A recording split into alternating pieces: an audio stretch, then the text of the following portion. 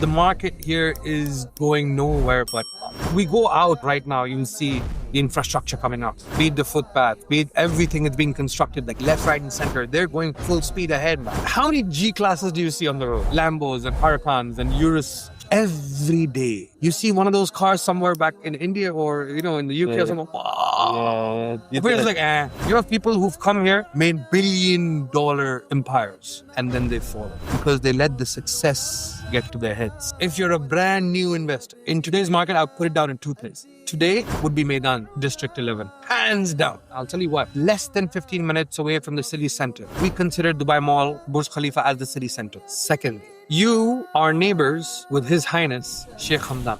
Third, you are neighbors to these massive villa communities because these villas started at 25 million. Apart from that, you have lagoons, you have gardens, schools that are already there, operational now. Now is the time that you'll get the cheapest deal over. That's Area A. Area B would be Jadaf. If I had anywhere between 10 to 15 million to invest, dirhams, I would put my money.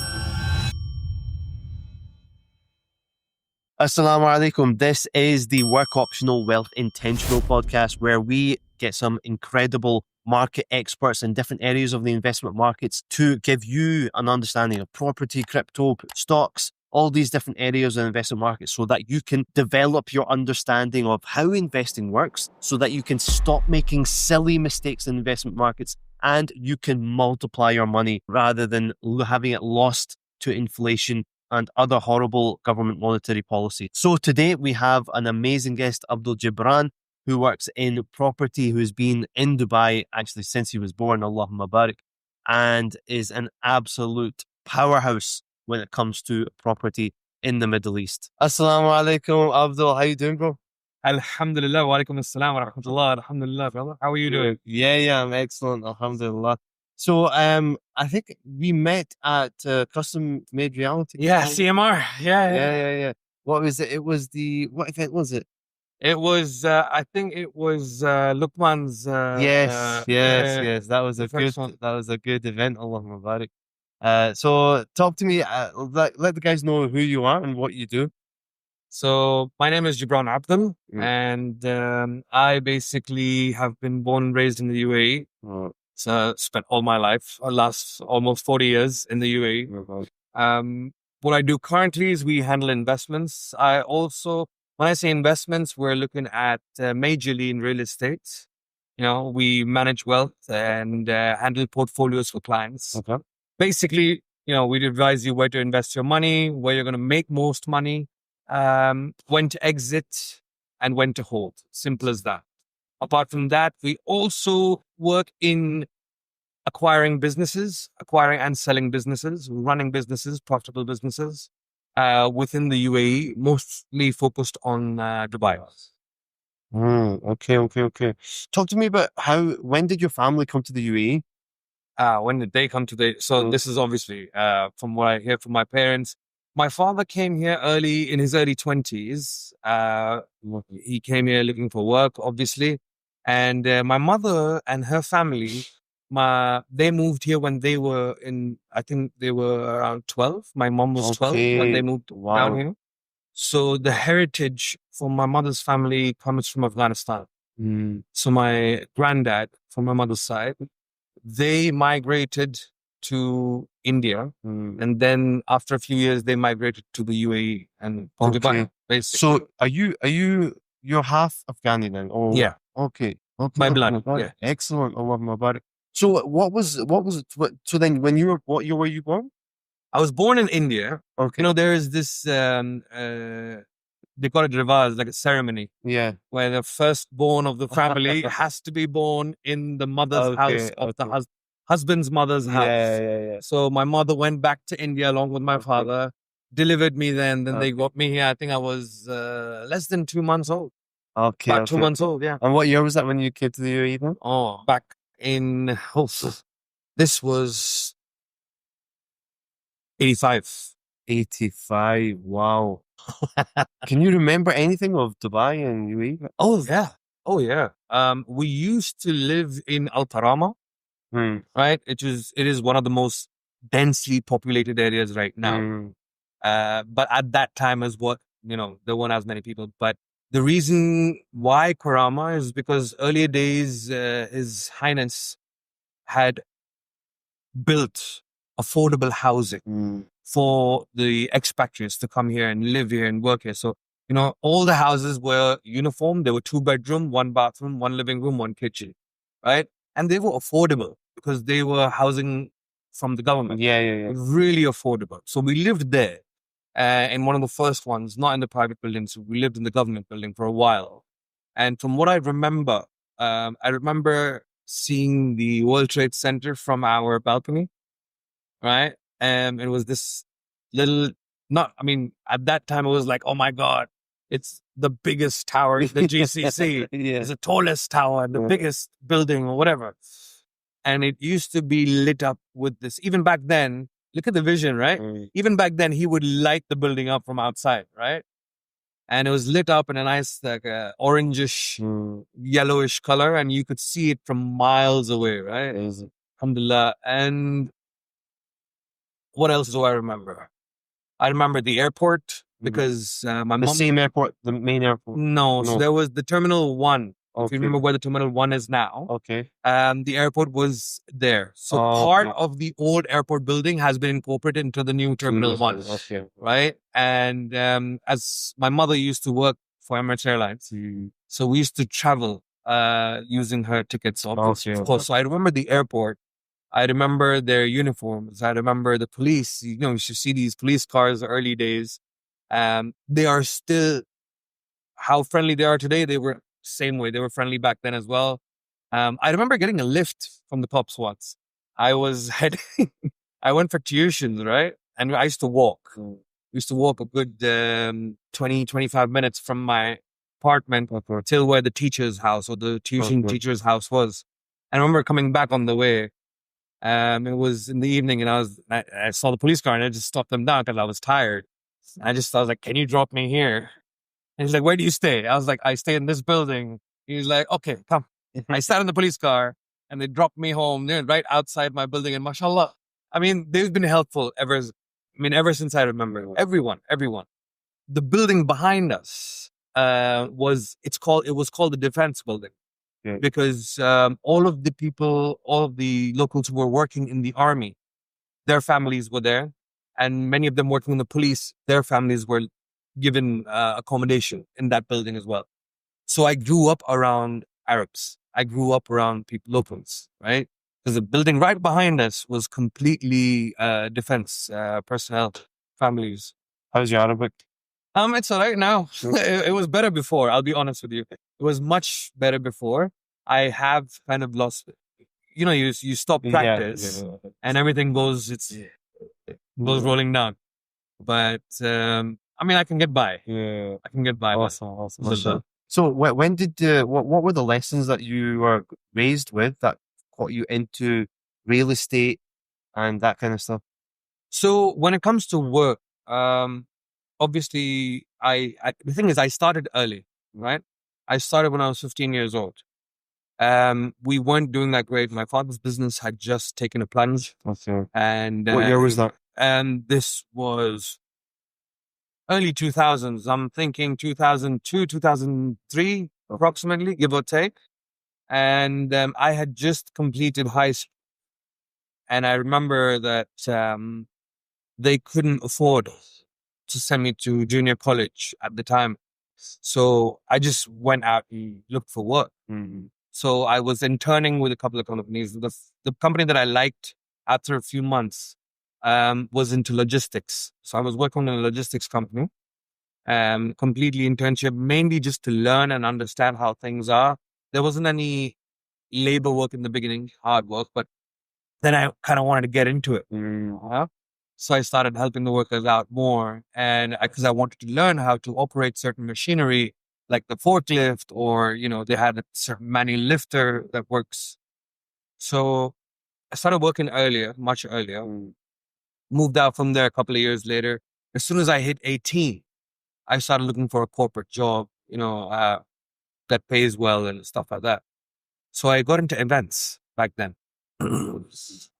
Well, the target was events, but obviously they put me in sales to try me out. Okay. And then I worked for the same company for about 12 years. 12 years. 12 years, I've So- probably worked in every single position that company had to offer, except the managing director Okay.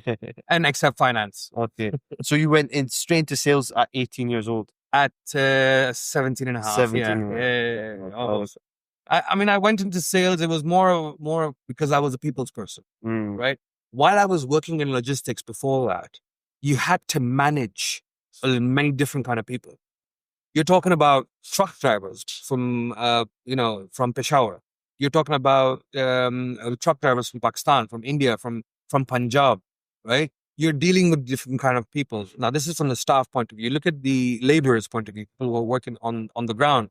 You're people from Hyderabad, people from Kerala, people from Kashmir, people from Bangladesh. You're dealing with many different kind of people. And you have to understand, these people worked in the sun for most of the day. So their blood pressure is already high. So managing them, getting work done from them was a task in itself. So you have to, you kind of slide into the role where you're kind of balancing all of their moods along with making sure that they are at their highest and most effective productivity levels. You know what I mean? So that helped me to learn and handle people in the right way. So when I moved into sales earlier, I remember on the first day of my of that job, they just gave me a list and gave me a phone and they said start calling. And I was like, what is this? No, what am I No calling script? for? No script. No script. No script. I had the brochure of the event in front of me Mm. and I saw the brochure in front of me and I was like, what am I doing? And I remember the first number was Germany. Okay. I remember the first number I had to call was Germany, +49. And they gave me a brochure, like just start call, speak to this person, try to get past the secretary and just make sure you talk to them about the event. And they'll ask you a few questions, open the brochure, look here, you have the USPs here and blah, blah, blah. All right, fine. And I started calling and it was halfway through the call, I realized that that specific ticket or seat was worth $2,500. That was my first ticket sales, right? And I remember thinking to myself, while I'm on the call, while I'm having this interesting conversation with a person in Germany, would people really pay $2,500 to attend this event? You know? And I remember I got off the call because we scheduled another call and he asked me to send some stuff over. And then I studied. So there was no training. There was no formal training. I studied the brochure. I understood. I looked at how many events this company has done previously, how many were on the same price range. And it was shocking to find out at that time, at 17, 18, I'm looking at people paying $3,000, $4,000 to attend a 2-day event. Why would they pay so much? And then I start digging in a little bit more. They want to meet the right people. So again, it all comes down to PR, right? So started off with sales. By the time I was, I think about a year down, I was in sales with them. I got promoted. I got bumped up to a senior salesperson. Worked in the sales for I think about a year and a half, and then I moved on to other places within the company, bigger roles with more responsibility, until I reached the event management side of things, because I liked the whole operations and getting sure things are happening. It helped me, or it allowed me to be more creative. It expands your mind, doesn't it? Because managing events is incredibly stressful. Oh, yes. Massively stressful. And that time when I was on the ground, it was the best time of my life. Like organizing events, like managing. When I'm on the ground, making sure, all right, because you walk into a room which is empty, it's bare, right? You have to visualize how the seating arrangement is going to happen. You have to visualize how the stage is going to be setting up, how the lights are going to set up, how the sound, where you're going to, set up your control panels and things like that. Now, when I used to see everything come up, it was a whole different feeling altogether. So, alhamdulillah, that was fantastic. And like I said, those 2-3 days on site during the events was the best few days I used to look forward to every month or every other month. Wow. right? So yeah, events was one thing. And while I was doing that, I had invested with a friend in a small skincare business as well, where we were importing products from Thailand and from Philippines and distributing and selling them over here in Dubai. It started off as a pet project, but yeah, that grew into something substantial. So yeah, events, and then I resigned. I think it was 16, 17. Okay. I think 18 Okay. around that time. 2017. 2017, 2018, around that time. Because I was completely focusing on other things. And in 2016 was when I got into real estate. And I got into real estate wholly and solely because I wanted to save money on my rent. Right? Because rents were going up and I had to find another way. So when I got into real estate, I understood that there was some business models in the leasing and subleasing areas that could work, right? And plus, I was living in a shared apartment, right? Where I had one small little room for myself at the time, and I wanted to save that money as well. You know what I mean? Because I was looking at where can I get more money and just invest in my distribution business. And so I took the leap and I got my first property in 2016. And I still have the property, by the way. What size? Where was it? So this was a 3-bedroom apartment, right? And this was in Birdby. Okay. Birdby. Okay. Yeah. And so what I did was I was living in the living room, right? Because the living room had its own door. It had its own toilet on the outside. I'm a guy. It's all right. Yeah. And then I had 3 other bedrooms, which I rented out. Right. Okay. Right. So there were like a couple in one of them. There was a single guy in one of them. And then there was another couple. There was a girl and then her husband joined her later on. So it started off like that. This is in 2016. And after that, I thought, I need to get into real estate, like full-time real estate, right? So the tenants were covering all of did you buy that property? No, I was leasing. You were leasing it, right? And what the tenants were paying was paying off your lease, right? They were paying you. They were paying me. Okay. So I was not only saving my money on my rent, but I also didn't need to pay anything from my pocket when it came to utilities. Brilliant. Be it gas, be it electricity, water, internet, getting the cleaning done, getting maintenance done. I didn't have to pay anything from my side. And did you make any profit, or was it just about breaking? In the first one, it was breaking even. Right? Which the first property, pretty amazing. It was perfect. I was not paying anything for rent, right? And I made sure I checked a few boxes because obviously there were other people doing the similar business, but they were cramming people up. You know what I mean? In one room, there'd be like 4 or 5, sometimes 8 people in one room. But I kept it to a limit of maximum 2. And I got cleaning done. And I made sure that safety aspects were looked at in terms of appliances in the kitchen, electronic points. They weren't allowed to install anything additional than what they were supposed to. People weren't allowed to bring in additional appliances into their bedrooms, like microwaves or fridge. No. Use the one in the kitchen. Yeah. Otherwise, nothing else. Not in the bedrooms. You want the maximum I allowed them to install in their bedrooms with TVs. And that's about it. So I kept it clean. I kept it, safe, I started looking at that business model a little bit more through the magnifying glass because I saw the success. And then I started looking at other properties where I wanted to go and manage properties for local owners, right? You're doing the leasing? Yes. Okay. So you started off with the leasing, yeah? Yes. That was the first ever, 2016. And then you moved to? Then I moved to management, leasing, but buildings. So I started managing complete buildings or, they call it villas, but they're not really villas, down in Satwa. They're not really villas. They're like 3-floor or 2-floor villas, which have separate entrances, like they're separate apartments within the villa. So I started taking those, started renting those out. So were you still leasing at that point? Yeah. You were still leasing. How many did you get to? Like, Have you been using quite a few buildings and units? I've never said this online, but yeah, that was always the first time. I reached up to 36. I reached up to 36 units. 6 units. So that's when you count the building, obviously you're counting each unit within the building individually, right?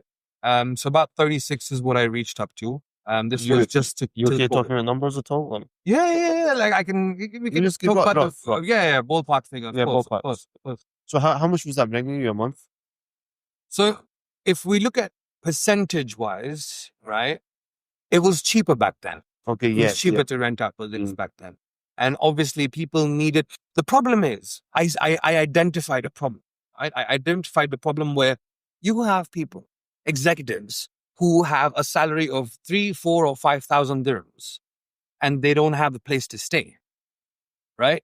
So they wanted to stay close to their work, obviously, so that it cuts down the travel time, but they couldn't afford the properties close to work or even 30 minutes away from work. They couldn't afford those, right? Because they had to either take a minimum, which was a studio. But again, even if the studio was affordable, what happens is these guys weren't sure if their jobs would, if they would sustain those jobs. So they couldn't tie themselves into a contract. You know what I mean? So they would kind of get worried that, if I tie myself into a contract and if I break that contract, then I have to pay a 2 months penalty, 2 months rent as a penalty. And then I'd probably lose my deposit. I'd probably have to buy all the furniture. So I'd probably have to sell it for peanuts.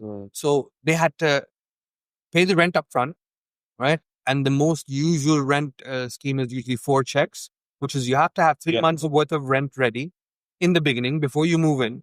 Then you have to give a deposit, which is 5%. Then you have to give a commission to the agents, or the companies that are handling the apartments, another 5%. So that's 5% deposit, 5% commission. Then you have to buy all the furniture because these places aren't furnished. Right? So when it comes to the furniture, you're obviously looking at your usual stuff, your beds or your mattresses, your cooking appliances. You have your cooking range, you have your fridge, you have your microwave, because this stuff didn't come with apartments. Now they started, because when you buy an apartment or when you rent a high-end apartment or even a mid-range apartment, you get the white goods along with the yes, that's right. Right? You didn't get that before, right? Still in Sharjah, Ajman. Yeah, you don't get that, right? Yeah. So people didn't want to invest that kind of money in. So they were okay to pay a few 100 dirhams more every month, but without being in a contract, right? So that's how. So they were paying you monthly. They were paying me monthly. Oh, just a rule. I would put the money up. I would put the money up in advance. So I would pay the checks, the 4 checks. Some places I've paid 2 checks as well. And I would get the entire apartment furnished. And yeah. So that was 36 years. So that's phenomenal. And have you maintained that since, or have you got rid of those? No, I have gotten rid of some, right? And obviously the new business model that came in, that we could have hostel licenses, we could have the vacation home licenses. Right. They worked out really well. I think that was a brilliant step in towards this, because the thing is, you have to explain those licenses. So the hostel licenses or vacation home licenses, right? Hostel license where you can actually run a hostel from a certain property. Given obviously you need to have the contracts in place. I always had it in all my contracts. So there are hostels in UAE? Yeah. Well, what kind of hostels? So there are villas that have been converted into hostels. There are small buildings that have been converted into hostels. So they're like daily, you can pay for like a day or something? No, it's a monthly. The ones I know are all monthly. Okay. All monthly. So who stays in these? Is it workers, or is it like... No, they're executive level people. You have Europeans, you have the Indians, you have Pakistanis, you have Bangladeshis, Chinese, Singaporeans. I've seen people from all walks of life. Okay. Like the thing is, they know they're here for a couple of months. So within the hostel, you have a few different options. You can either rent a bed, right? Where the bed space is not like your typical bed space that you would see on social media. These are like good, well sought after, safe bed spaces, right? Obviously, men and women shared with men. Only so if men, then you'll only be living with men. Okay. So there are dedicated hostels. Like for example, one of our common friends, Brother Haitham, he focuses only on women when it comes to certain areas. Right. Then he focuses only on men when it comes to certain areas. Right. Same thing with me. Same thing with everyone who does this business. because you want to keep them separate. Yeah, of course. Simple as that. The only places where the place would be shared with men and women is usually with couples, right? The apartments which have couples on them, like just brand new couples off the boat looking for, like probably the husband has a job, the wife doesn't have a job, or the wife has a job, husband doesn't have a job, looking for something. So those are the mixed apartments that there would be. And usually those apartments would be where, you'd have the least amount of attrition, like people moving in and out. They would stay for years at times. They would stay for years. Yes, the margins have significantly dropped over the past few years, since COVID, actually. What Right? is that?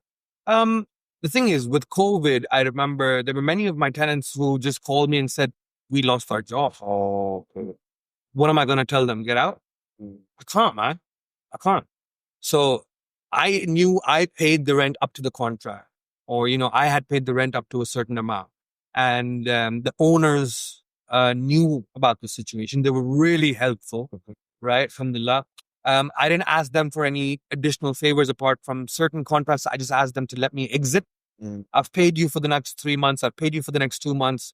Can I exit after that? And I'll fix everything up. And they were very kind and helpful to let me do that in some contracts. So I exited from a few units. I went down to, I think it was 17.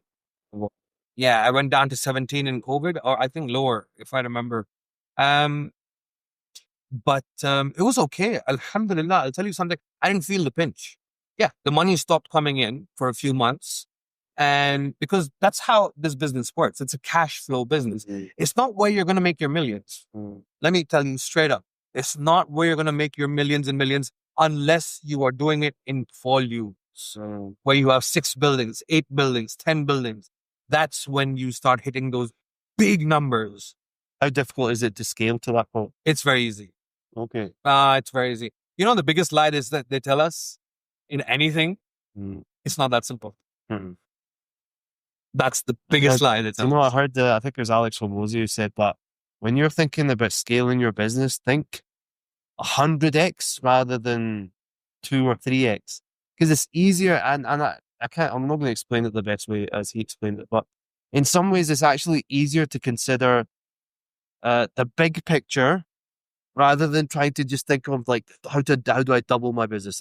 Think of it first, how you're gonna plan to 100x your business, and then it gives you an idea of the big picture, and it makes scaling a lot easier, and then you'll hit that 2x really easily. Exactly. That makes sense. Then 2x is dust in front of you. You know what I mean? It's like nothing. Even 10x becomes like, it's okay. Yeah. My target is 100x. Yeah. So, and the thing is, look, I mean, I know I keep saying this, but the environment here, the support from the different verticals in the government, the support that you get to 100x your business or 50x your business is phenomenal over here. It's phenomenal. Like, for example, if I would take one building, look for another building, I would easily be able to go around and show this proof that, all right, I have these 2 buildings to the owners of said buildings, new buildings that I want. And I was like, look, I'm managing these 2. I'll manage yours. These are my pictures. I'm taking care of the building, blah, blah, blah. And they'd be like, yeah, let's do it.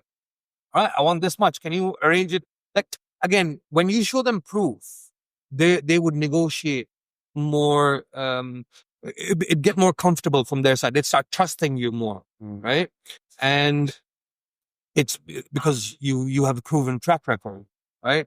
And then getting a license, getting this payment, getting visas, getting another staff. For example, I ran out of the staff quota on my license, right?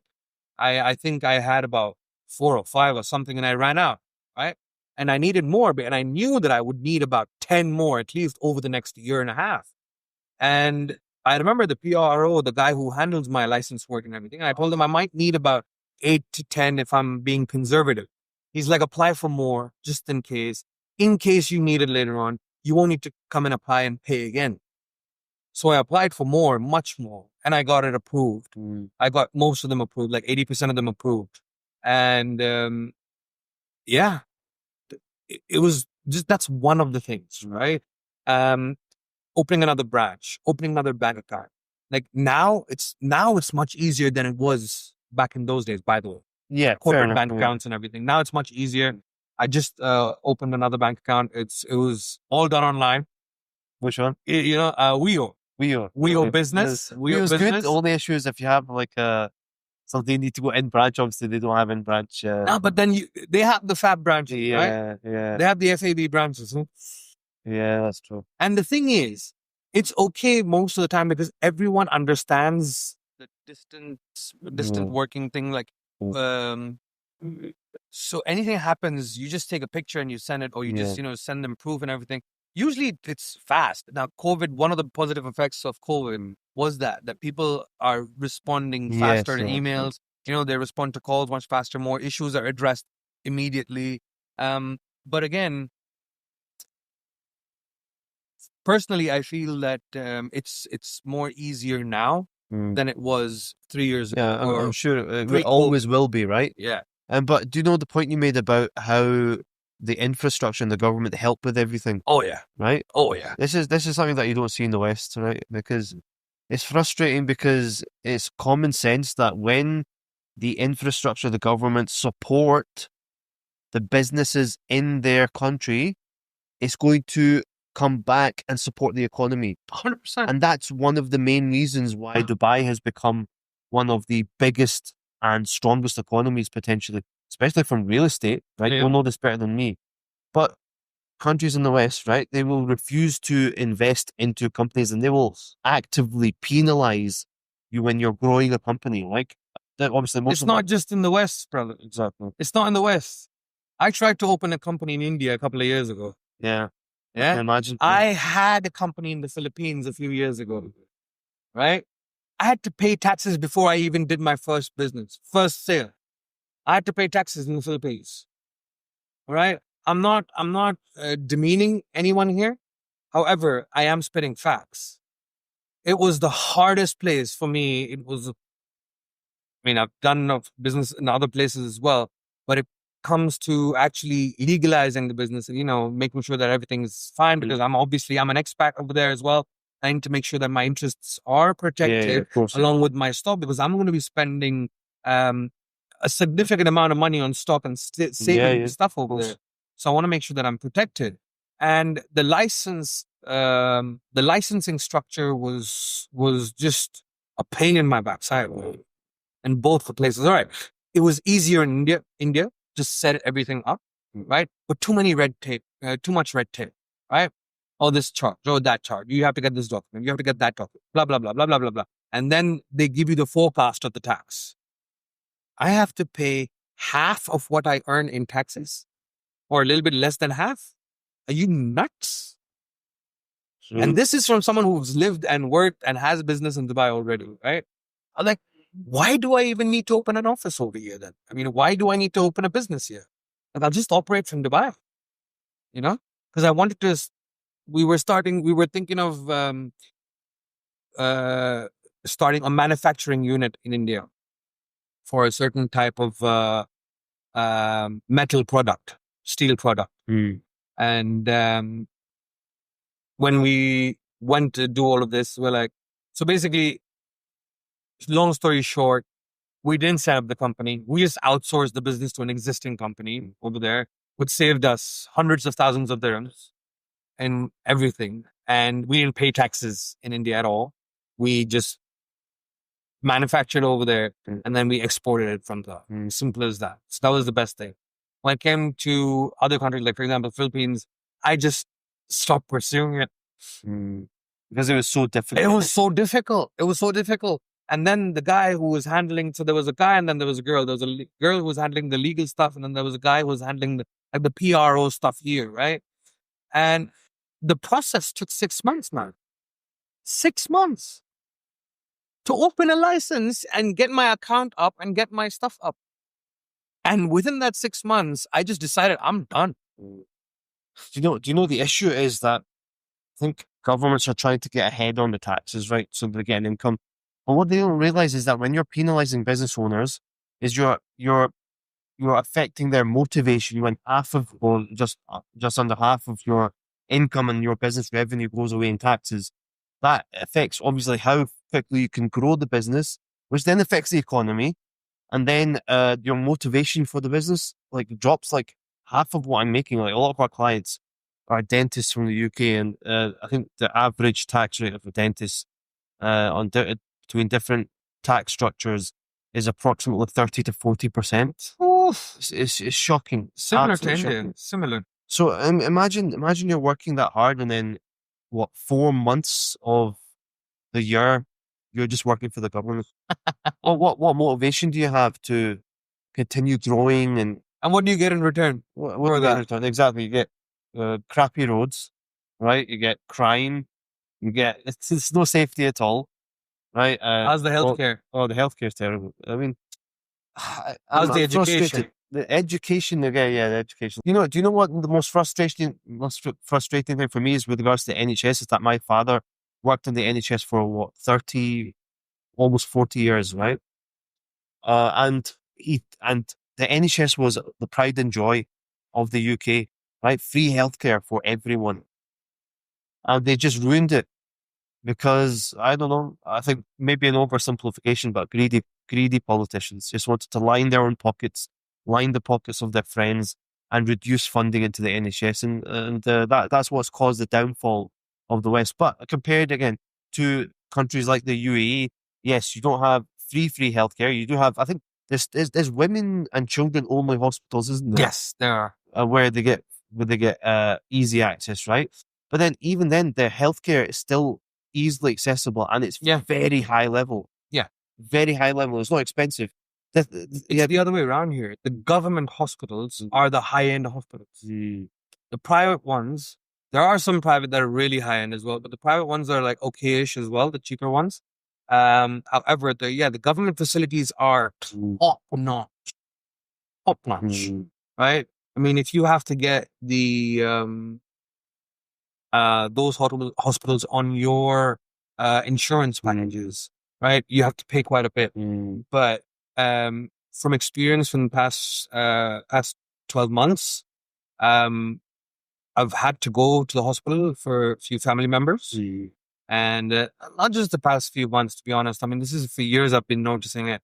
My mom got into an accident where, she had to be rushed to the hospital for like 3 procedures simultaneously. It was an accident, bad accident. But alhamdulillah, she was fine after that. And then there was an episode with one of my aunts, and then one of my uncles, one of my cousin brothers. So my point is that these people are there, right? The ambulance is there. You call them. Like I had an issue a few months ago where I was at work and something happened at home, and I just got in my car, I started rushing, and I called the ambulance on the way, and they were there before I reached, right? And I was like 10 minutes away. I was literally 10 minutes away, and they reached before I did. And by the time I entered the house, one of the guys is like, "Calm down," because I came running. I was like, "What?" Like, "Calm down, it's fine." And I saw the other woman checking my daughter, and alhamdulillah, it was they did immediate. They had everything ready, tests, blah blah blah blah blah blah blah.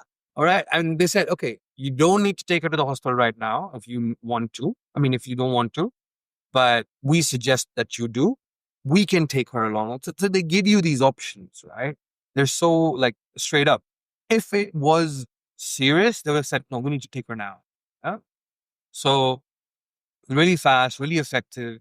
And that particular episode, I wasn't charged for. They didn't even ask me my insurance. They didn't ask me my insurance. They didn't ask me for any money. Nothing. Nothing. That's the situation of a real free country, right? Yeah, I mean, it's not like, if they would have, if it was something very serious, I'm sure that they would have taken us to the hospital, and then they would have taken our insurance. But in terms of a country that has the priorities right. Oh, exactly. They don't tell you, oh, fill this form first. Give us your thumbprint here first. You know what I mean? Or sign here just in case. So we're talking about you're doing leasing, and then you went into managing leasing full buildings, right? Complete buildings, yeah. I talked about that Now that was again, it was like a more like a vacation home style maintenance. Like I was maintaining it like that, where we were renewing the contracts every month, and obviously, what that gave me was that gave me the edge over certain areas, especially the high demand areas. I could increase the rent, right, as per the price, the market price. Right? So I wouldn't be stuck with a certain price. Obviously, depending on case by case basis, I wouldn't increase the rent for everyone or immediately. I'd probably wait for like a few of them stayed with me for years. They just kept renewing their contract every month. You know what I mean? It was as simple as a few clicks on the phone. Boom, done. Um, so that worked out really well. But then again, it was more like it's a cash flow business. Gets you more of the cash flow. So you take that money and It you felt put like it into it wasn't growing you significant capital. Exactly. Okay. Exactly. And because I was in that business, obviously, you are then your friends know that you're in that business, and then they call you, what do you think I can do with this property? Like he owned a few properties and he called me up and he's like, what do you think I can do with this property? Blah, blah. You think I can do Airbnb with that? You think I can do the vacation home rentals with that? No, blah, blah, blah. Like, send me the address. I'll go and check it out.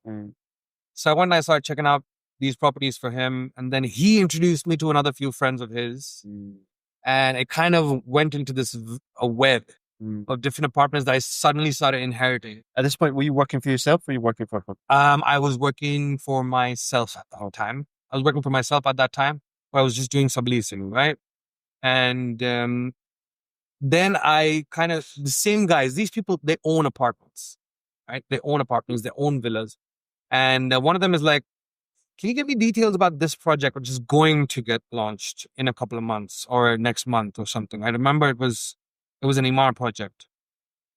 I was like, yeah, sure. Tell me, what do you want? So he gave me like bits and pieces and dribs and drabs. And I went out, I started talking to someone I know who knew someone in Imar. And I got all the information for the project. And while I was at the Imar office, I got more information about some other similar projects. And I just went, I met him for a chai. We discussed it. And then he's like, I think I'm going to go for this. And he's like, what do you think?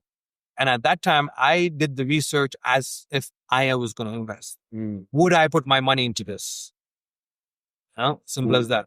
And one of them I thought was a really good bet.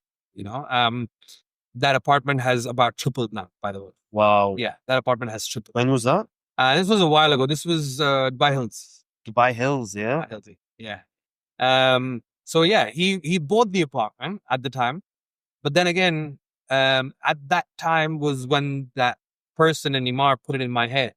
Why don't you get your agent's license? Your rare license. Wow. You can earn money on this. You know what I mean? This is your client. He's signing because you told him to sign. So that's when I gave it some thought. I was like, all right, I'm going to play it calm. I'm not going to go run out and get my own license because I already have a lot of work. I already have a lot of my subleasing work going on, right?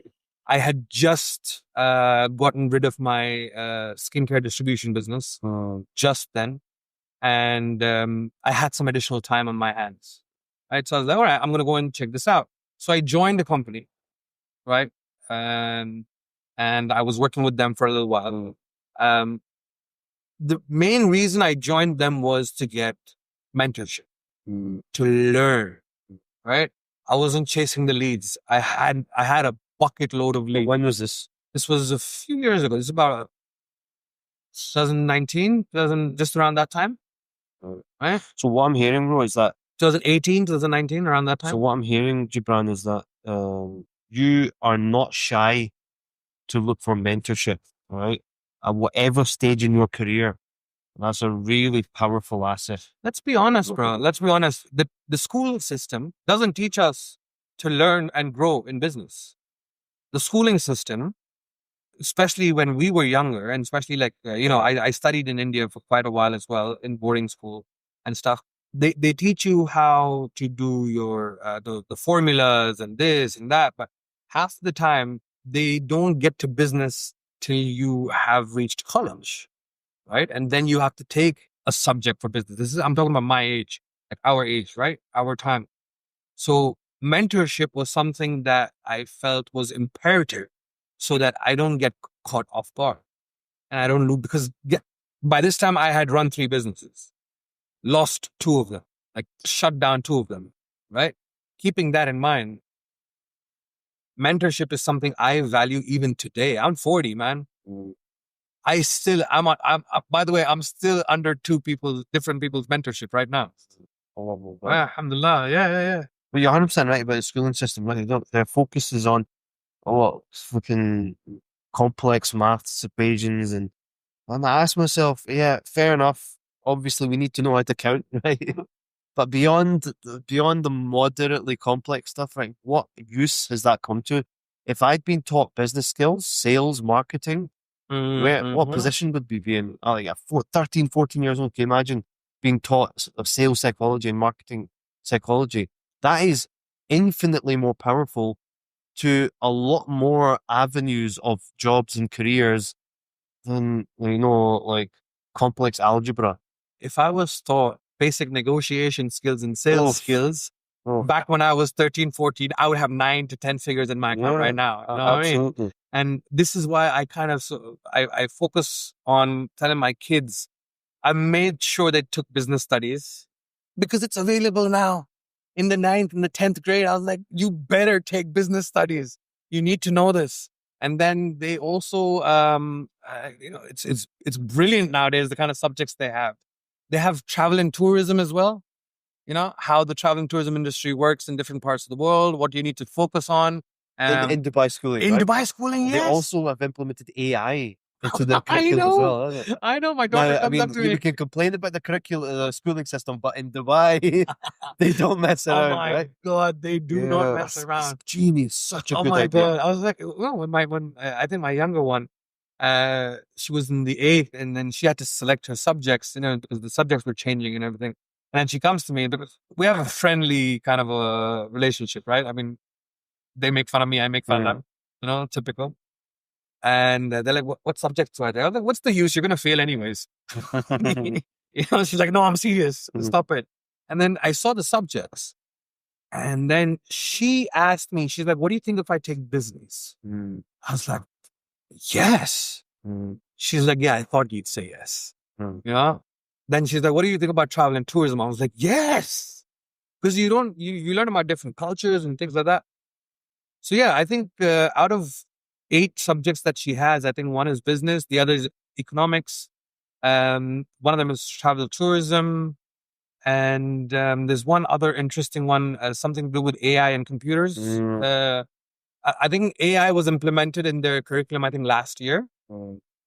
And yeah, man, I was so happy. How incredible and powerful it would be for our children to learn those skills. Essentially, the way I look at it is that it took me to my 30s to develop these skills in sales, communication, and marketing, which apply to so many different areas of life. Imagine we can pass that on to our children. Yes, obviously in school, they're going to get some amazing subjects like this, right?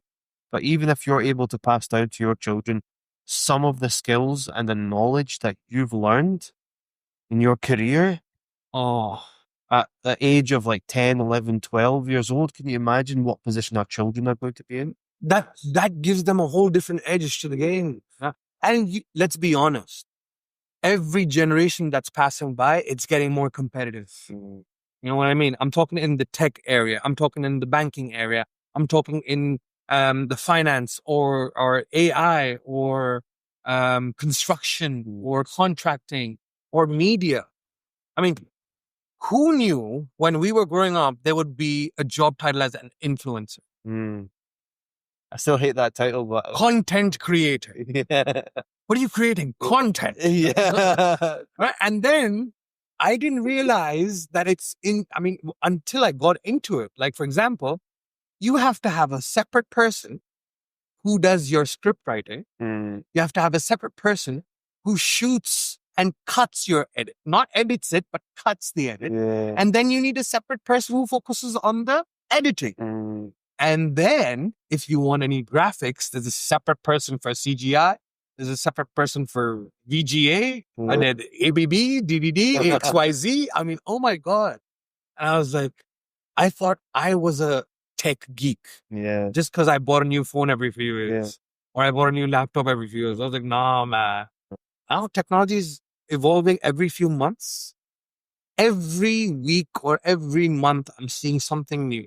I mean, our kids need to be ready for this, man. They need to be ready for this. You can make billions and leave it to your kids. You can do that. You can make billions and leave it for them. But by the time their kids are inheriting it, they'll have nothing. 100%. If they aren't ready. I believe that children shouldn't be, sons at least, right? I believe it should be a little bit easier for daughters because they shouldn't be required to go out and earn. But sons should have to make their own success first. And then once they've achieved a significant level of success, then they have earned any potential inheritance. I don't believe in giving my children, my sons at least, anything. No, I until they've agree earned with it you, man. themselves. I've worked with people who come from well-to-do families, right? And no matter how religious they are, no matter how accomplished they are, they have this sense of arrogance in them. Entitlement. And entitlement, I have exactly. to work for my money. And then they say, oh, I got myself here. No, you wouldn't if your father didn't invest in you. Let's be honest, right? So I have a thing for people. I mean, people, I mean, you can call me biased or whatever, but when I hear someone who's gone up from nothing, my respect for them starts here. Before I've met them, right? As I know, he's grown up. But if I know that someone has been handed down something, right? And they're maintaining it. They're just maintaining it. Not right? anything themselves. It's exactly. But then again, look, we do have those gems. Yeah, of course. Let's look at the what's his name in India, man? Dhirubhai Ambani's son, Anant Ambani, right? He 100x the company? What business is that? Reliance. They have their industries. They're in hundreds of different things. Okay. The point is, the father came up from nothing. He was Yes. working in Qatar as a petrol pump attendant, right? He grew the business. He started the business. He got it to a certain point. And then his son took over. When his son took over, he probably 100x'd the business. He went into every industry that you can think of. That is most likely because his father taught him those skills. Exactly. Not, Exactly. So, the point is a very interesting story where both the same father, he had two sons, and both of them started arguing about the property and the money and the company and stuff like that. So one of the sons, he took the money. He targeted to get the money. And while they were having this thing, and the other son, the successful one right now, he targeted to get the right team. He wanted to inherit the team, right? The people, because that's what his father invested in. That's what he knew that's where I need to invest. And he's gone up, and the other one who targeted money, he's almost down to nil. The point is that no matter how much we do back and forth, it all comes down to the mindset of the person and the individual himself. So entitlement, it doesn't rub right with me. You know what I mean? And especially in Dubai, you find a lot of that because I'll tell you, because most of the people who came here working in the first generation, they made their fortune. And then you have people who've come in afterwards, like the generation that's coming in the last 10 years, right? The expats. Again. So you had the first generation expats that came in here, they got married, like for example, my father, right? Came in here, started working, getting his fortune up and down, up and down. So you have those people who understand the struggle of Dubai, people who lived here for a long time, they understand the struggle of Dubai.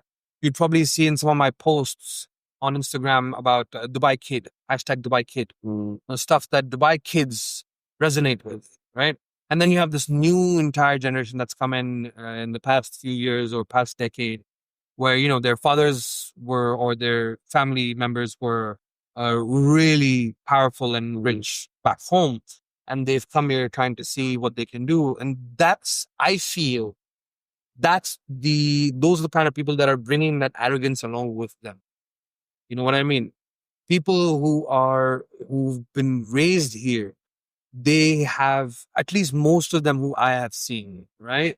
They have a sense of humbleness in them, or it's instilled in them. You know, the culture here instills it in you, and no matter how big you are, and like you know, like many people say online, Dubai humbles you. No matter you drive a Lamborghini, you drive a Ferrari, you drive a Maserati, you drive a Bentley. There's always gonna be someone bigger than you. There's always gonna be someone richer than you. Oh, You walk into the gym thinking, oh, you are the gangster and you've spent years making this body. Someone else bigger is going to walk in. My friend. You know what I mean? Yeah. So at least in Dubai, forget the gym part, but in terms of wealth, there's always someone bigger than you now. There's always someone bigger than you. You have people who've come here, made billion-dollar empires, and then they've fallen because they let the success get to their heads. Right? It interfered with their basic capacity, I think. So I think, that's one of the things I love about this place. It's very diverse, isn't it? In the way that the people that you get. When you have the opportunity, I mean, come on, how many G classes do you see on the road? How many? How many Lambos and Huracans and Urus and what do you call that? Ferraris you see on the road, Bentleys and Rolls Royces. Every day. You see one of those cars somewhere back in India or in the UK or something. Wow. It feels like Now it's Lambo. Now my daughter the other day, right? She's like, she hates Teslas, by the way, for obvious reasons. So there was a Tesla going by, and then it's like, Dad, look at that. And then she calls it a certain very offensive name. And then there was a Lambo that was just behind it. And then she's like, oh, Lambo. And then it's like, hey, it's an SVJ. And I'm like, you know what an SVJ is? It's like, yeah. You know what I mean? Yeah. So I think you stay and then you start understanding the small little things. Like my son is exactly the same, right? So he's 4. And he knows the name of every single car. Like, and you'll be able to call it from the corner, but like down the road when I've not even caught sight of it, he'll know the name, right? And I think I've rented some cars from one of our partners, Allah Mubarak, Premier. And so we take him out in these nice cars. And what I'm trying to do is I know he loves cars and I know he loves fast cars and supercars, etc. But what I'm trying to do is try to desensitize him to understand that, listen, these are fun. They're toys at the end of the day. They don't bring long-term happiness. I want you to enjoy them. You can love cars as much as you want, but don't put any of your self-worth in these cars, in material goods. The self-worth comes from hard work, building competency, achieving things, being the best version of yourself in terms of deen and dunya, obviously, right? 100%. Making sure that you don't allow any of this to go to your head. Nothing is from Allah. I was literally speaking to my friend yesterday. His name's Anti-Taxman. Allah Mubarak. I think I saw him on your story. He's down there, actually. Allah Mubarak. And what I was saying to him is that, subhanAllah, over the last few years, every time my income has taken a significant jump, right? Alhamdulillah, my parents raised me to be very sensible, down to earth, etc., and not egotistical. But every time my income has jumped up to a new level, I've felt a little tinge of something, right?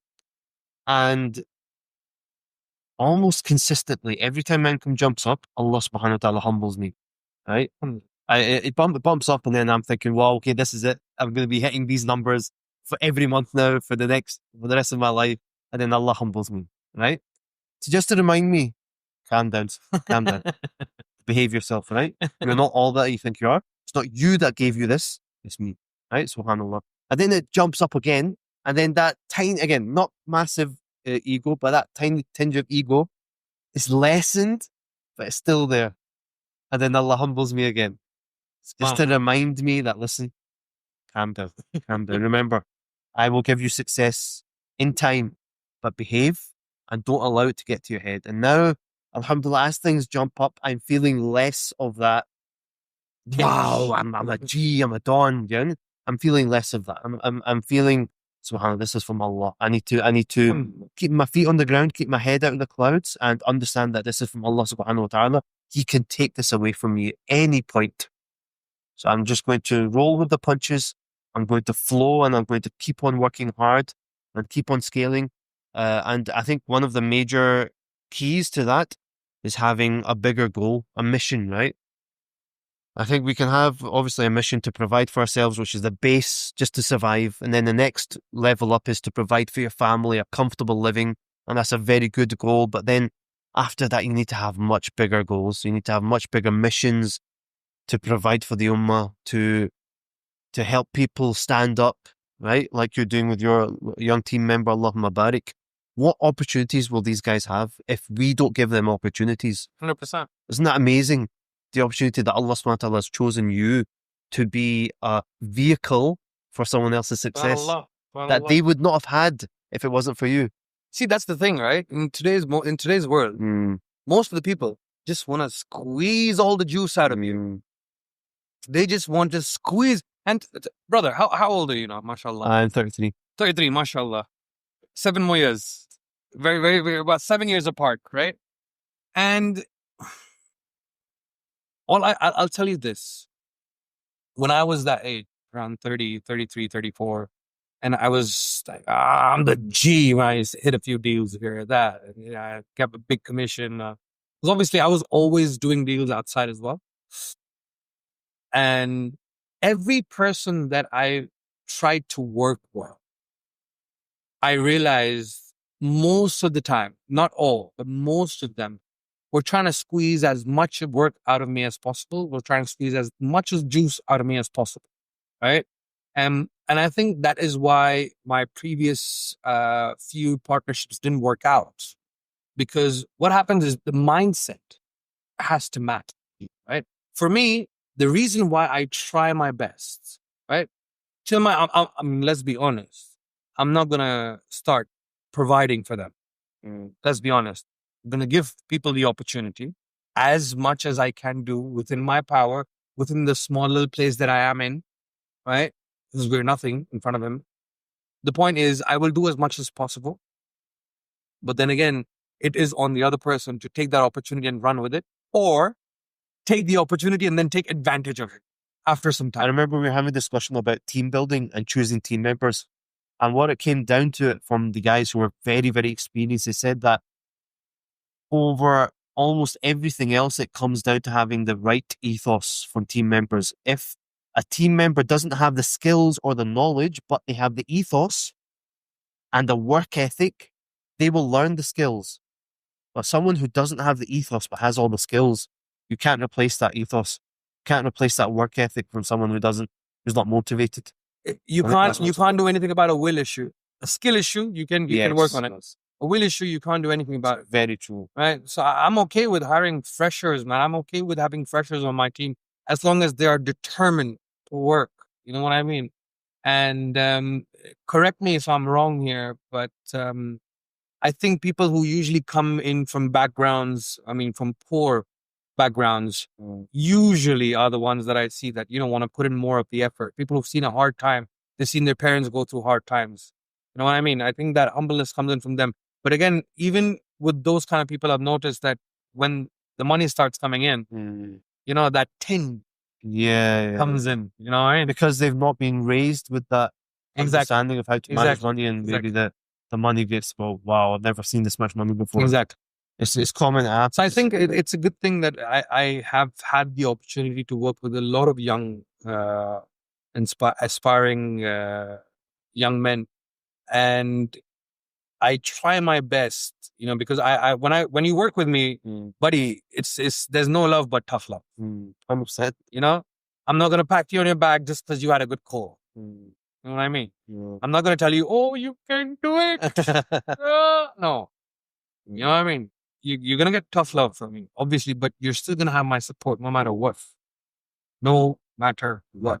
Right? What's the vision for now? What are your main projects currently, and what are you working on from the real estate side? So from the real estate side, you have to, Yeah, let's talk about the real estate side, right? Yeah, let's do- The market here is going nowhere but up.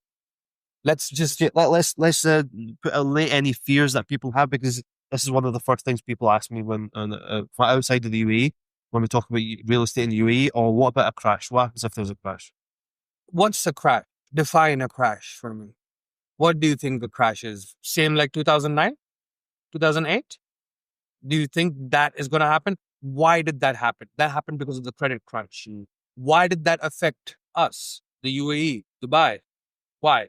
Because there were people who were buying apartments with 0% down payment on 100% finances, right? Where the developers were building buildings without putting any, they were announcing projects without putting any money into the bank, right? They were just putting a small fee, whatever it is, to launch the project.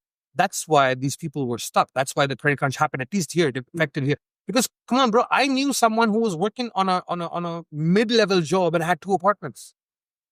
She had 2. And she was paying them down by mortgages. Yeah, she was paying them down by mortgage, right? Off plan? Off plan. Right. Right? No. Sorry, ready. Sorry, that one was ready. The off plan ones, what I'm saying is, with the off plan was developers were announcing projects, launching projects, taking payments from people, but there was no safety net.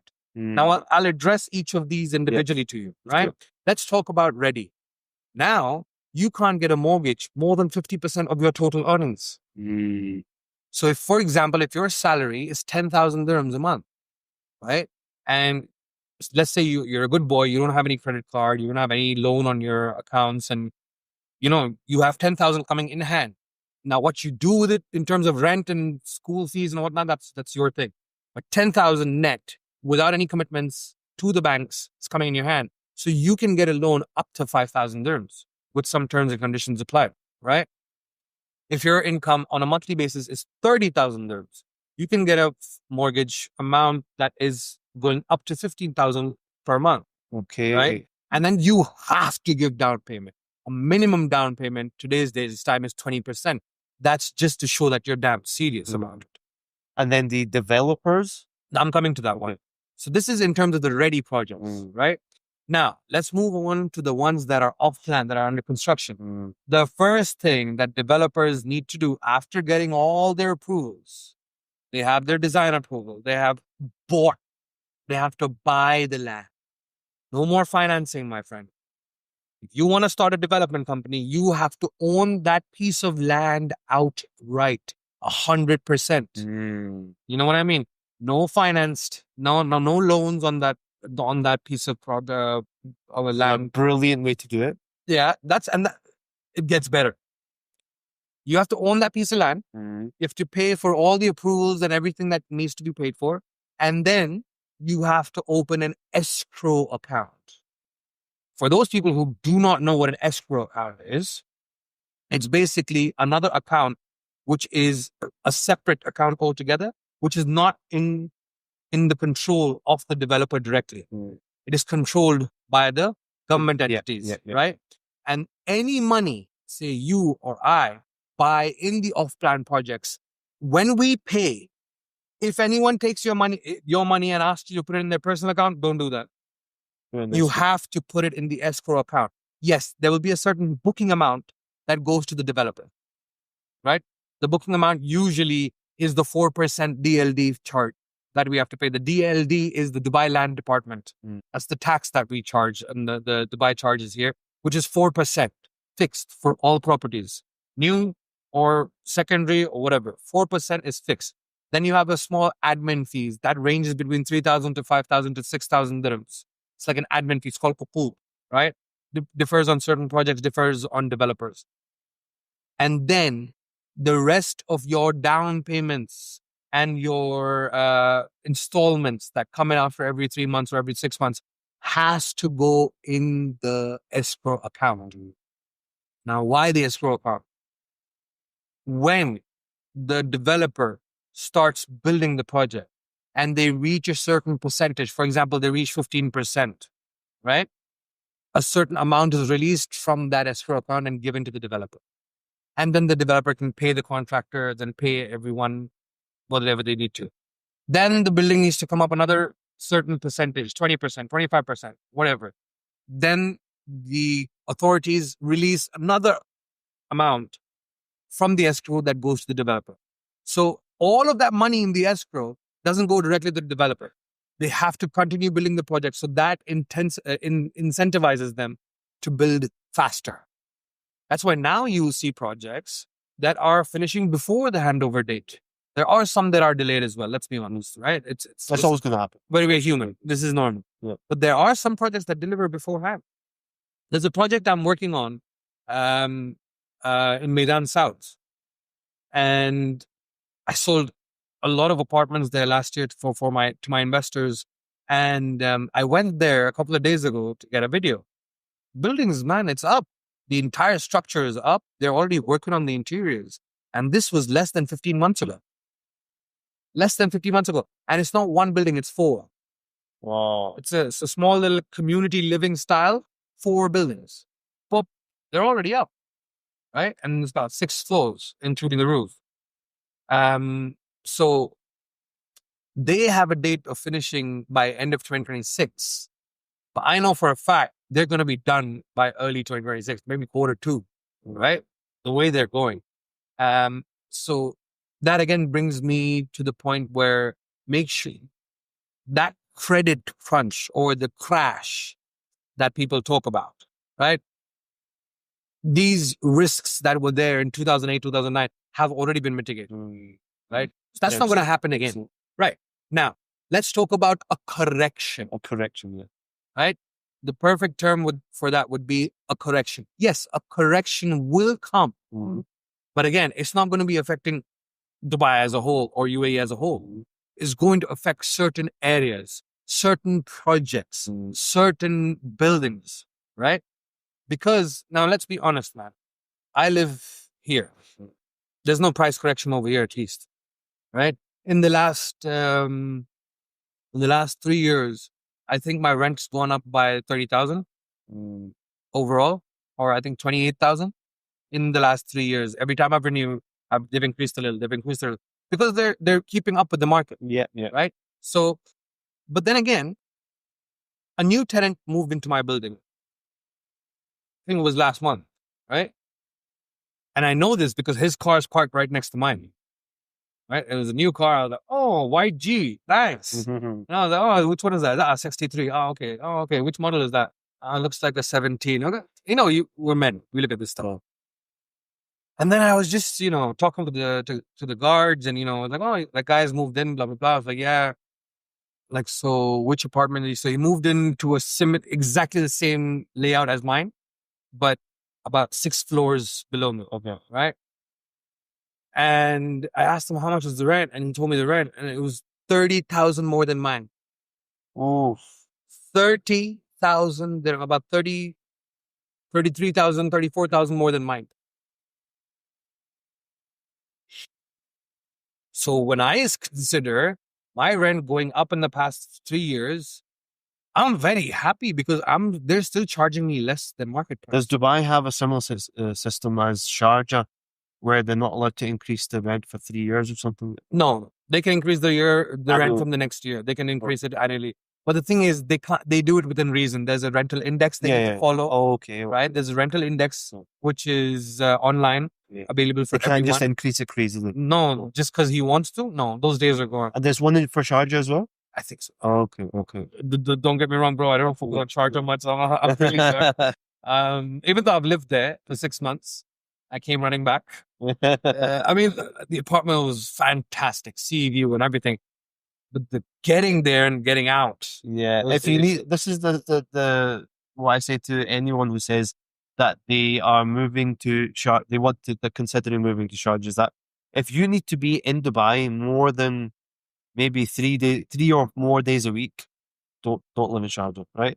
In my humble opinion, if you are location independent, you don't need to be in Dubai more than 2 days a week. Sharjah is amazing.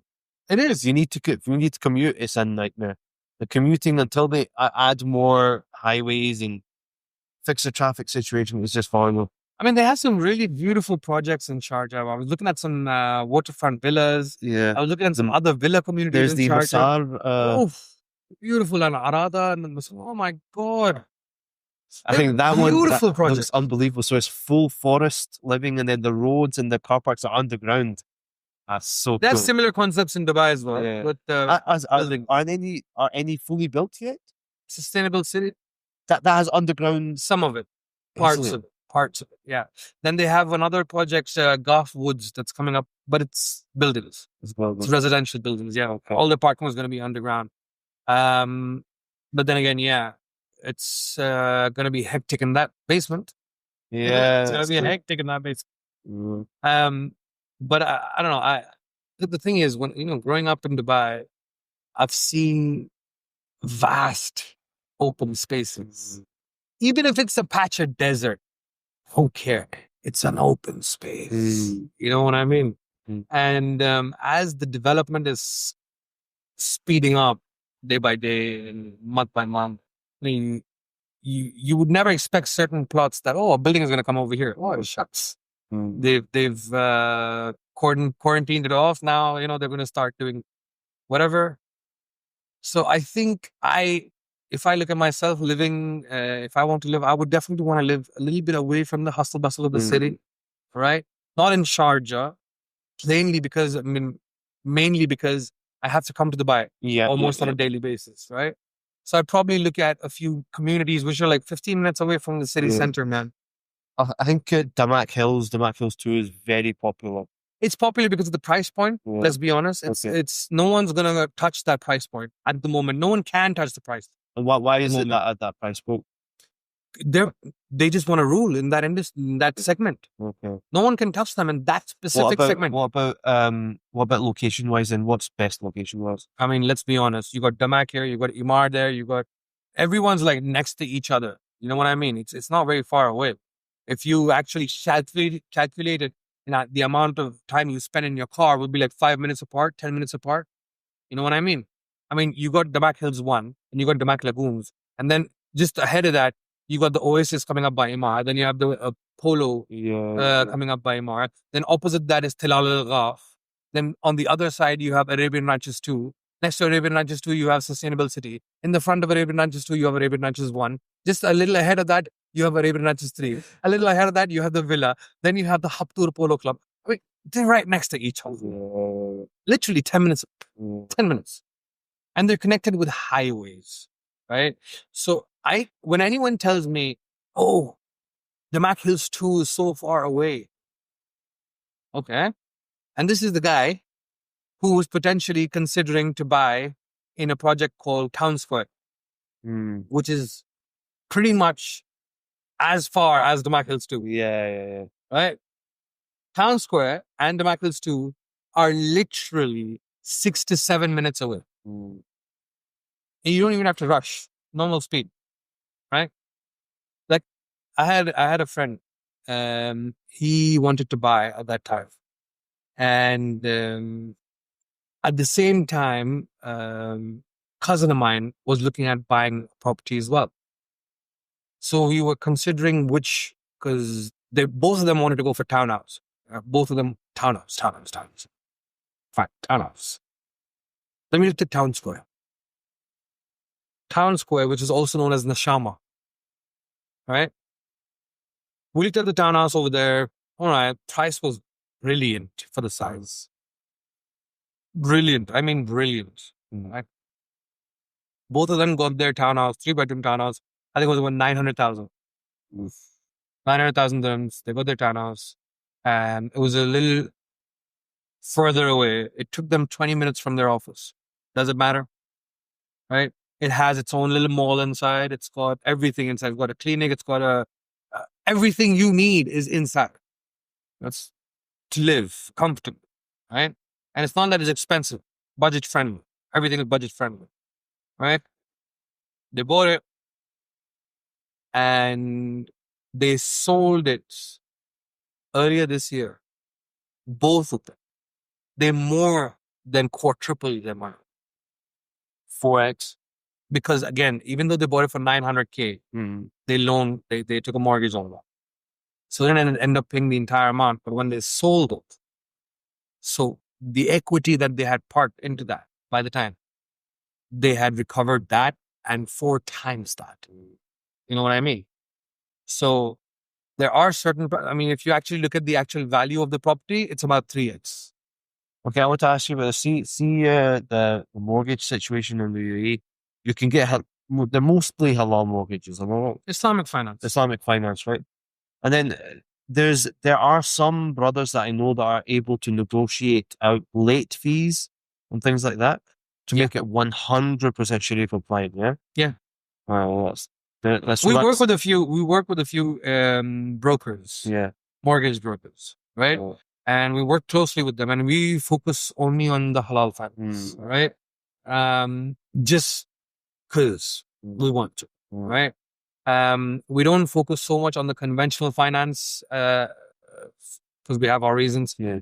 But it's not been, we've not had an issue as such with any of the financing where they couldn't, ask for a certain document and then reapply and then get, it's not been rejected as such unless you have another personal loan and 4 credit cards and a car finance on your name, then it becomes a little risky. Yeah.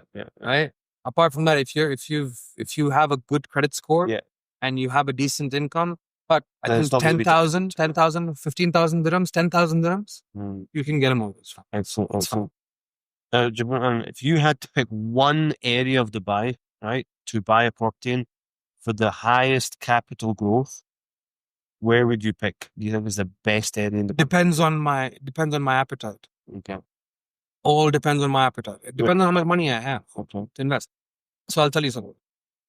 Let's start baby steps, right? If you're a brand new investor, brand new, right?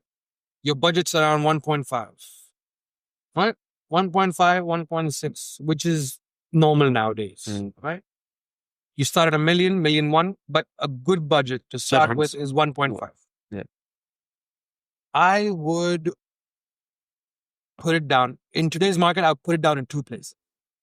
If I had that, I'll give you an A and a B option. My option A today would be Maidan District 11. Okay. Hands down. Hands down. On what? That area, I'll tell you what. See, now that Indian side of me kicks in, right? You look at that entire area. Look at the entire area. Look at the future of that area, right? First thing that will come to mind, 15 minutes, less than 15 minutes away from the city center. We consider Dubai Mall, Burj Khalifa as the city center, right? It's less than 15 minutes away from there, District 11. Second gate. You are neighbors with His Highness Sheikh Hamdan. His palace is there in that area, right? Third, you are neighbors with villa communities. To name a few, you have Opal by Nakheel. You have Sanctuary by Ellington. You have Bentley Villas by Mira. You have Wadi Villas by Arista. You have Riviera. You have Watercrest by Ellington.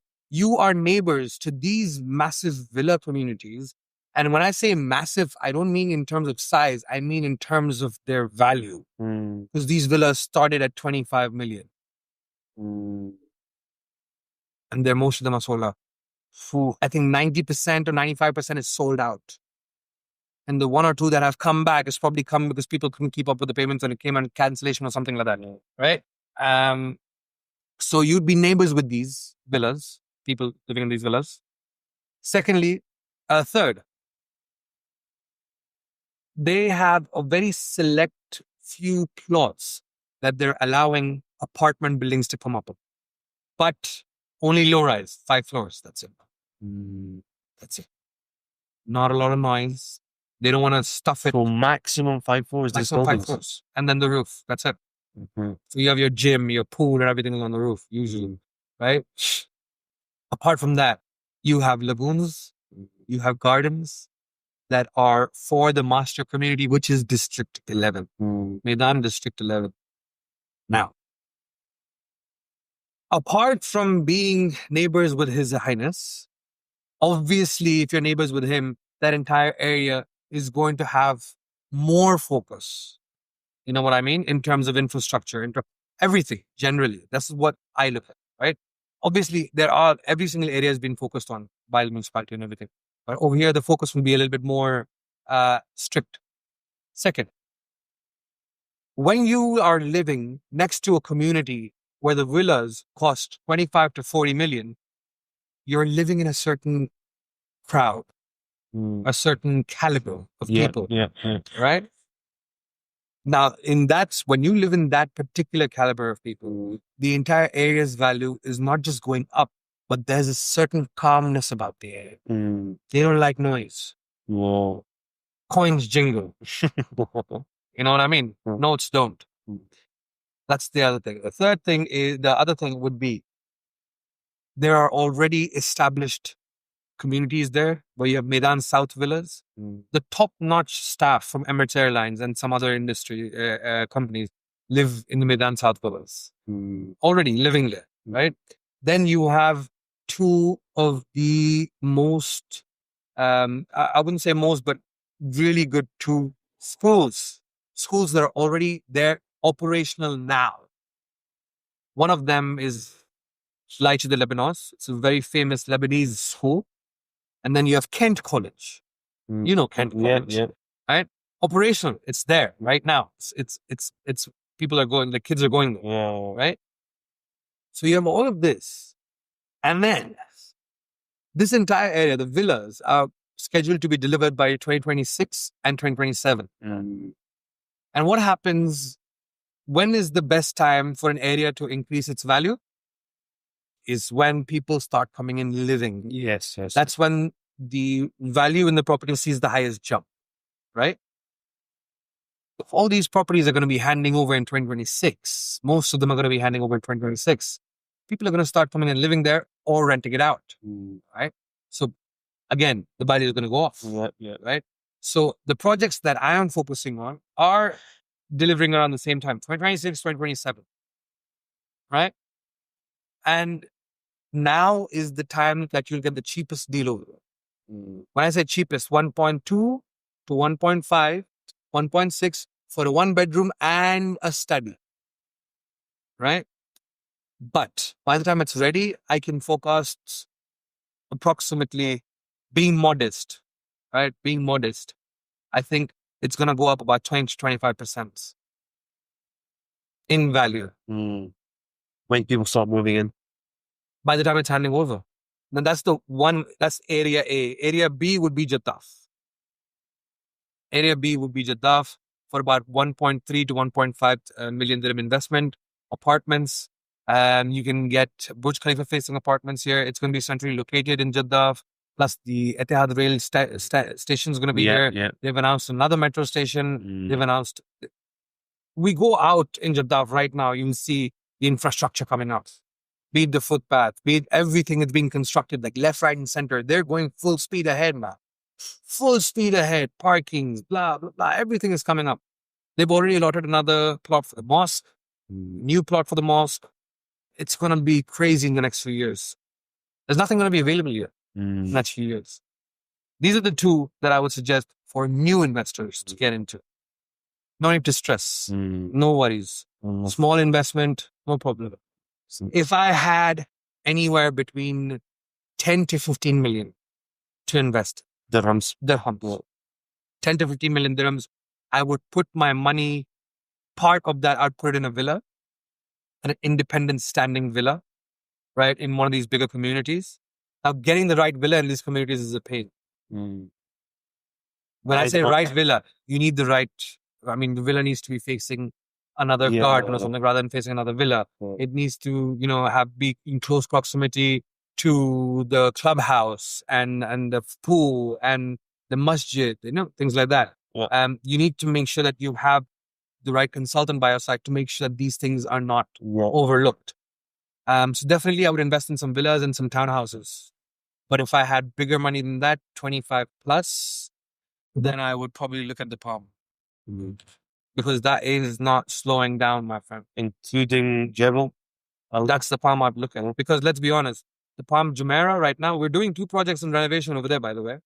And the prices are not below 50 for certain properties. And I saw a villa, I think you must have seen it on my stories a few days ago, where there was a koi pond inside the villa. That one was for 77 million. Oof, unbelievable. 5 bedrooms, 77 million. I mean, it was on the billionaires row. So yeah. But then again, I would focus on, if I had 25 and above, I would put my money on Palm Jabal. I would put my bet on Palm Jabal. Purely because of the success of the Palm Jabal. And Palm Jabal Ali is bigger, it's better, it's got more infrastructure, it's got wider roads, the fronts are longer and wider. They've got more amenities within the property. Obviously, you have the Marina 2.0 coming up at the foot of it. Okay, yes. So if you are okay to put in your money, wait for another, say, if I'm being modest again, would look at doubling that in the next few years in value. It's some very, very good investments right there. Allah Mubarak. Jibran, thank you so much. This will be phenomenal. Brother. So much good information. Allah Mubarak. I think this is going to be really, really valuable to the viewers. Jazakallah khairan. Thank you so much, inshallah. Brother. Jazakallah khairan to my amazing guest, Abdul Jibran. Thank you so much. He's an absolute encyclopedia of information. If you want any more information on these projects, you want to follow Jibran, you can follow him on his socials. Will all be put in the description and the comments. And obviously, if you are a professional, you're a dentist who wants to learn how to invest, wants to understand all of these different areas of the investment markets, listen, you need to take the time now. The markets are moving very, very quickly, and you are going to be left behind if you don't start taking time now to learn how to invest. Okay, so either learn now or keep on procrastinating, and you're just going to start later on, and you're going to be far behind the people that start before you. Okay, so listen, this is something that you cannot procrastinate, something that everyone should be doing, at least learning, taking the steps to understand how the investment markets work so that you can multiply your money. Inflation is eating away at your money, eating away at your hard-earned income. Okay, so stop wasting time. Get started now. Everything that you need to know is in the description, and inshallah, we will speak to you very, very soon. Assalamu alaikum.